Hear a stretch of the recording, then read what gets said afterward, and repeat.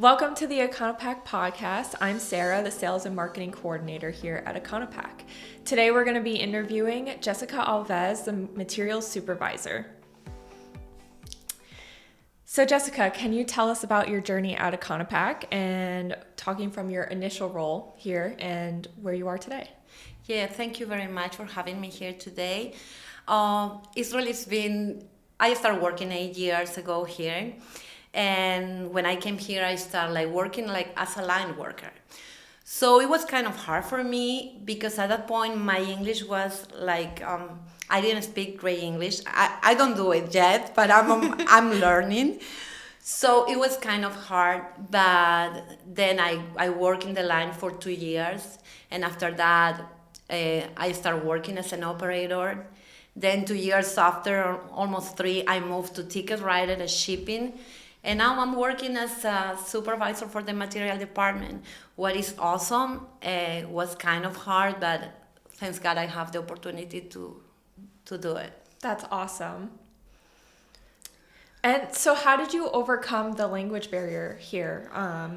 Can you share some of your strategies or experiences that you had to improve your skills? Yeah, actually it's kind of funny because I started my relationship with English when I was younger. I love rock and roll. So rock and roll was everything for me. So I remember myself singing the songs in rock and roll and then translating and learning words here and there. Mm-hmm. Now at the school I have some English classes, but they were so basic. So now at the beginning here, when I came here, the first thing that I did, I watched TV, radio, phone, everything in English, even if I didn't know what I was watching, even if I didn't know anything. So then I started having courses at night, at home. I was having 2 jobs at the beginning, wow. But still I was studying 1-2 hours, and I got the feeling my personality helps a little bit because I'm not afraid of talking. Mm-hmm. So if I made a mistake, actually I was telling everybody to please help me to do better, and everybody did. So it's and then I fell in love with an American guy, so that helps a lot because I start talking a lot more, so that helps a lot. That is so cool. What are the songs? What were your favorite songs from Oh my God, I love Queen. Oh, that's awesome. I love Queen. And my mom, she used to hear Elvis Presley a lot. Uh-huh. And then Queen, Police, Eagles, Fleetwood Mac. Yeah. All those bands. That is so cool. Yeah, I know. And do you know what happened to at the beginning when I got my email, right? Uh-huh. Because talking is a different story. I kind of try to find the words. Writing in English, it was it's been hard, but Google exists, so that helps a little bit. So I'm trying every day, and I keep working on it, and I want to get better. So as a materials assistant, what are your current responsibilities and how do they differ from what you did before? So I started working as a material assistant. Now I kind of supervisor. And what I do, I gotta keep the track and everything we receive. I gotta be sure that what we're receiving is in the right conditions, the numbers that we're receiving are right. And then we run some products, and after every run, I gotta give customer service an inventory on everything. So I work really with customer service all the time. We work together, and that's basically what I do now, right? And how does that differ from what you did before? Oh, it's a big difference. At the beginning, I start dropping cookies, something that I love to do. I can tell you that I enjoyed every step on my way here at EconoPak. I was really happy dropping cookies, and when I was doing that, I started learning how the packaging was, what we need. I'm kind of curious person. I like to know a little bit of everything. And then running a line gave me another tools. I was knowing what do I need to run the line, how that works, from the beginning till the end. And then as a ticket writer, I learned how to receive product, how to ship out product. So everything come together, and I use everything that I learned today for doing my job. So what do you do to ensure efficient inventory management? Are there any specific strategies or tools that you rely on? For me, something that is very, very important is the teamwork. I couldn't do that by myself. We are in the materials, we are 5 people working together. All of them are so awesome, and we do all together. Something that is very important to me I love math, so I love numbers. I'm happy counting every day. And something that is very, very important to me is when I receive something, I'm very, very careful to check the packing slip, to do a physical count, to know exactly what I'm receiving. Because at the end, when they run and use what we receive, I'm going to have an accurate inventory. So to me, that's very important. Another thing is try to be as organized as we can, like really having everything marked, everything ready to go, because we have 3 shifts here. So we are not here at all time. And we need the people from 2nd or 3rd shift be able to find everything easy and make it easy for everybody. I would say that. Mm-hmm. So I know that Mike, our general manager, has been working on scanning in our warehouse. How does that affect your job? Actually, that's going to be awesome for us. It's going to be a lot easier. It's going to be a learning process, absolutely. But I'm sure we're going to take advantage of that and we're going to make it better. Okay, so I know in your role you interact with a bunch of different teams, not only internally, but you also interact with the truckers too, right? Oh, yes. Yeah. So how do you foster collaboration and communication with all of these different departments? I got the feeling we are like, it's not my feeling, for me, it's a true statement. We are a chain. We need, like, every little piece in that chain is so important. And that's the way it works. Talking about the truck drivers, some of them are part of the family. They come all the time. So we call by names. So they call me, hi, Jessica, how are you doing? And I call them by names too. About the different areas that I work with. I actually inventory, having all the materials they need. I work with each one. I work with production. They call me all the time. Do we have this? Because sometimes they got a number that they gotta run and I gotta let them know how much we're having. Customer service, they let me know if we got a trial coming, what I'm gonna receive, how many things I'm gonna receive. And we are talking all the time. So I depend on them, they depend on us. So it's 50-50 with everybody really. So given your experience coming from a non-English speaking background, what role do you think diversity and inclusion has in our workplace? Oh, for me, it's very, very important. I consider myself lucky too, to be in the right place and EconoPak giving me the chances to grow.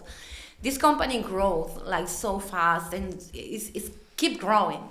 Like when I came here, we were like not too many people. Now it's getting bigger and bigger, and you have so many people that they are prepared for something better maybe that they are doing now. And most of the people that I work with in the line, they now are having positions in this company, and it's amazing.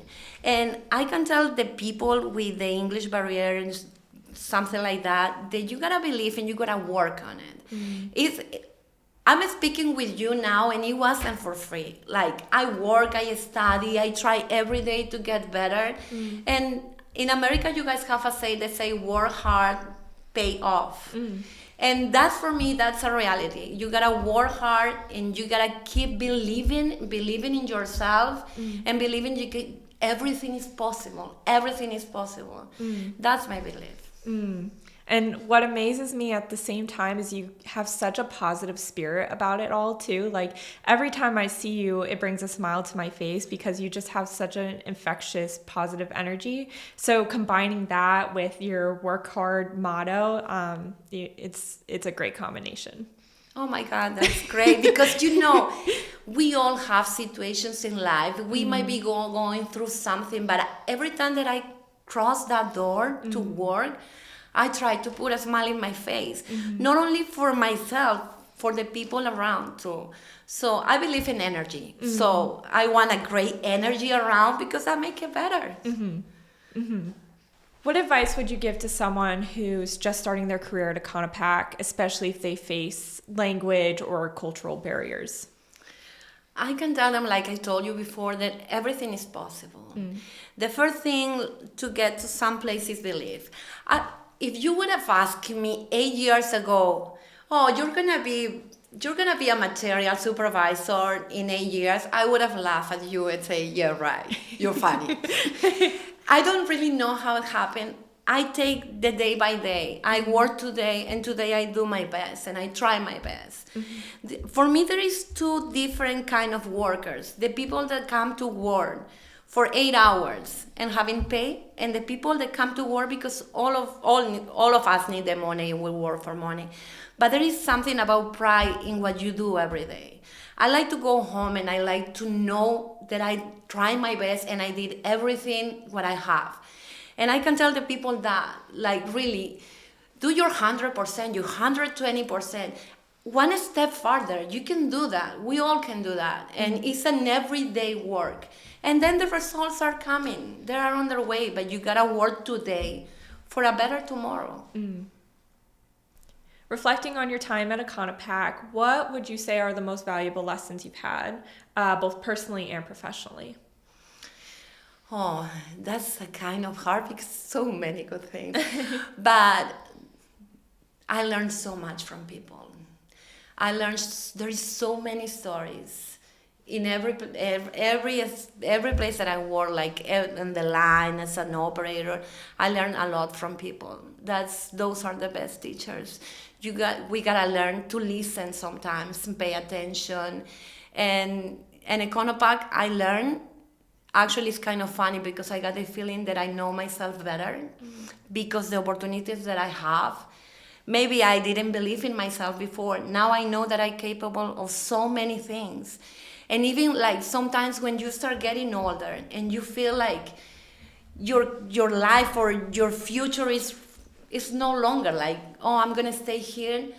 No, that's not right. So now I see myself and I see a future. Like I still believe, and so I gotta say the most important lesson is that I believe in myself more than ever now. That's powerful. So we have a couple positions open right now at the time of the recording. So how would you describe what it's like working at EconoPak for someone who might be interested in applying? Oh, for me, it's great working here, really. And now that you asked me that, I was thinking when I started like having a different positions, how patient they were with me. Like, actually, about my English, about the language barrier, they were so patient with me. And sometimes they look at me like, what you saying? And then they gave me the time, helped me to grow. So this is a place that you can grow. This is a place that's gonna give you the chances. They listen to you, and yeah, it's great working here for me. It changed my life. It really did change my life. Well, thank you so much for joining us today, Jessica. I really appreciate getting to learn more about you and your story, and I can't wait to share it with everyone. Thank you so much, Sarah, for having me here. Thank you, EconoPak, for giving me the chances that I got, and I keep trying my best, and I will. Thank you. Yeah.